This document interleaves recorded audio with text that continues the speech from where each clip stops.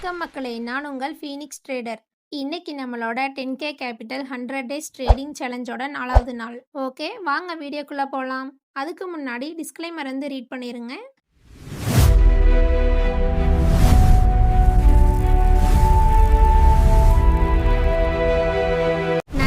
Market open ஆகிறதுக்கு முன்னாடியே call and put சார்ட்டில் என்னோட ஸ்ட்ராட்டஜியில் யூஸ் பண்ணுற லெவல்ஸ் வந்து ட்ரா பண்ணி வச்சுருவேன். இன்னைக்கு நிஃப்டியில் என்னோட ஸ்ட்ராட்டஜி படி கால் சைடில் என்ட்ரி.